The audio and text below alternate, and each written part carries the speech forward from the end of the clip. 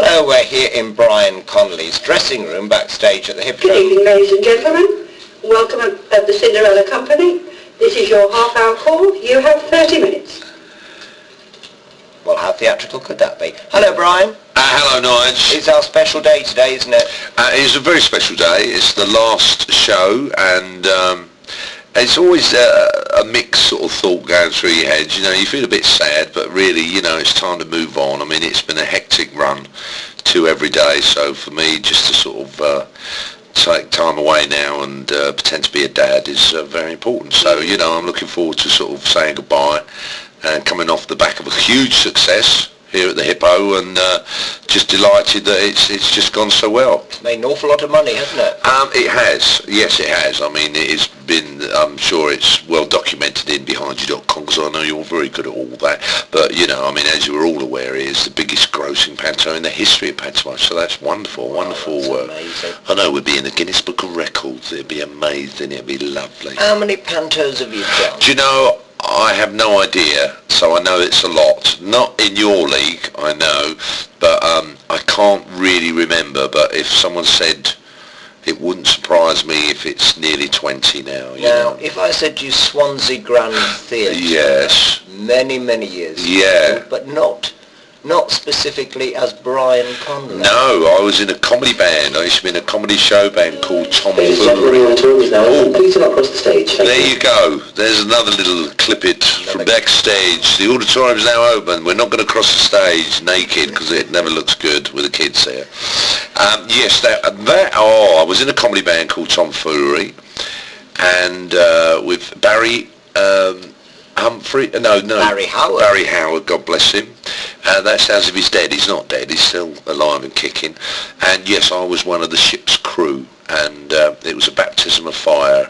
I went to go for an audition for the band, and suddenly I was thrown into the deep end and had to do this show. But I mean, the early memories of panto really are Paul Arts Centre with Anita Harris, and Nottingham with Little and Large. People like that, and going to see my first panto I ever saw was Dickie Henderson and Arthur Askey. I couldn't tell you where. Gosh, well, obviously somewhere in London. Yeah. So, and even then, you know, from a very early age, just falling in love with it and falling in love with the magic of it and the fun of it, you know. Yeah, because you do say a very nice thing at the end of the song sheet, don't you? Yeah, I always tell them that, you know, I always say, you know, bring it out that the kids, maybe 4 or 5, and say, look, this is Mary, she's 5, and she'll never forget this, and that's the magic of pantomime, you know. I mean, and it's true, you know, these little children won't, nor will their parents, you know.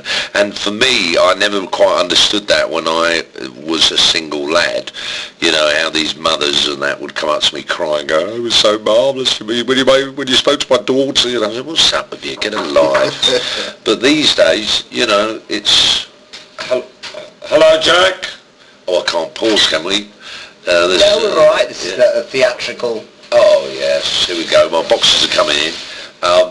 This is it now. We're packing. Packing up. So as we go along, so the boxes have now arrived. 71 shows we've done. It's amazing, isn't it? It's just it's a lot harder than it used to be. Yeah. I mean, 2 a day now. I mean, in the olden days, you do like 1 on a Tuesday, but now they put in another one.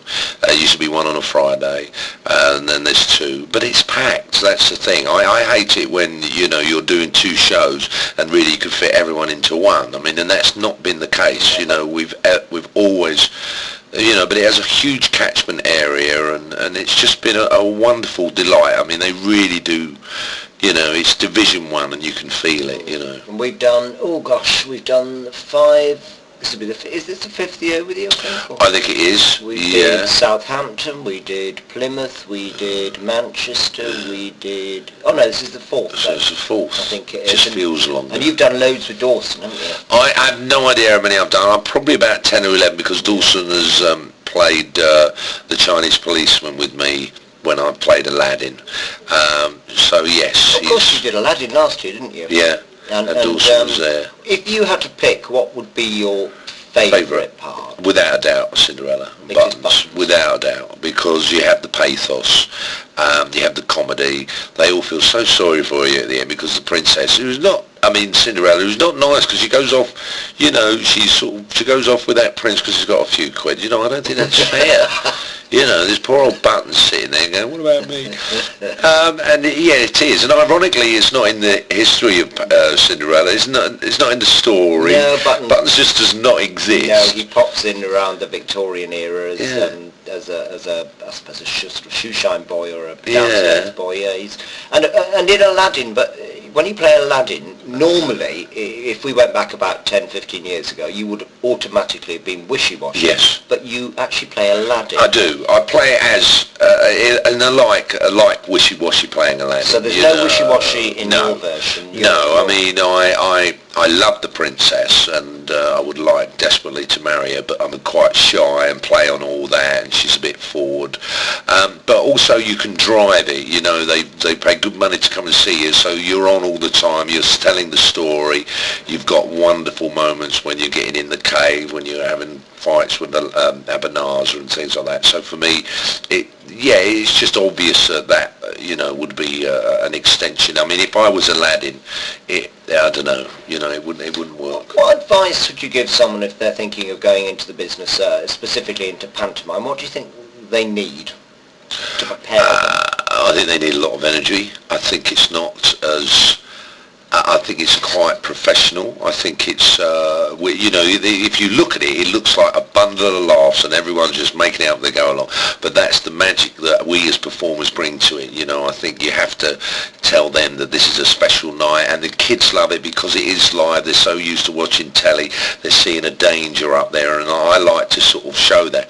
Yeah, there has to be an energy, and I think you have to bring something to it. I think we all know if you read the script and went, right, that's exactly what I'm going to do, and that's what your experience brings to it. It's the things that work, the things that you know will work with the crowd, and basically not undermining them in any way, because, you know, people always say, this is the first experience a child will have of a theatre, but it's the whole family, you know, and the whole family, there's not many places where the whole family can go and have a great night, and pantomime's just one of them now. And what the lovely fact for me is that when people come and see us, they will go, do you know what, we really enjoyed it. We brought the kids, but we had a marvellous time, and for me that's really important, that the whole family. I suppose that is the magic of pantomime, isn't it? The whole family can come, the whole family enjoy it.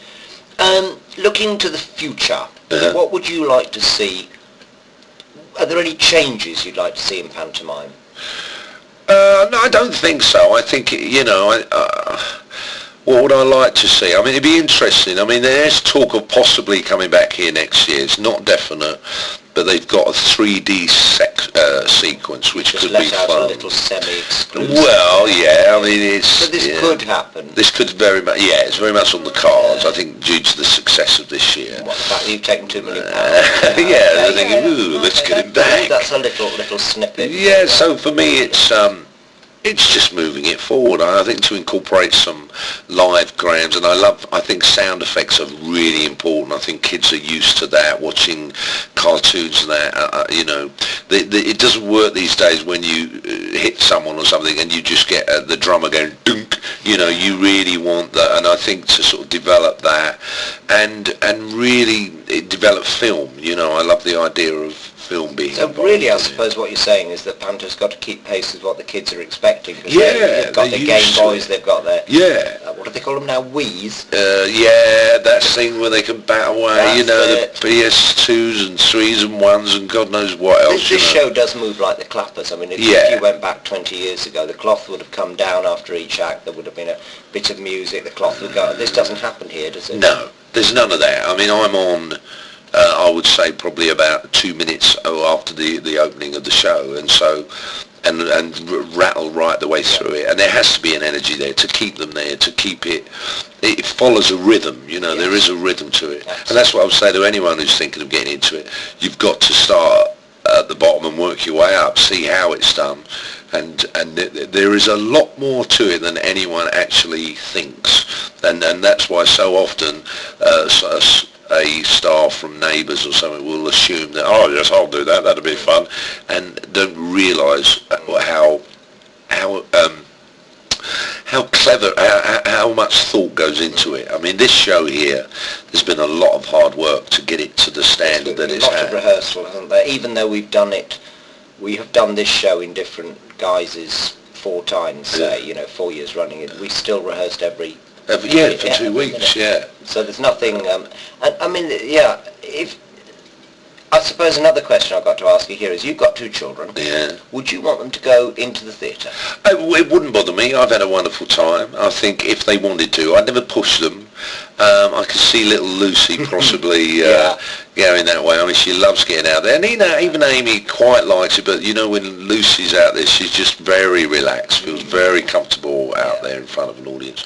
So it wouldn't bother me at all. I've had a great time. I would tell them that, they wouldn't be able to strike up a huge career if they were just doing panto. You've got to have fingers in other pies, you're very lucky where you've got, where you can take the road show out, and that fills in sort of nice gaps. If all else fails, I've got my piano. Without doubt. Come in!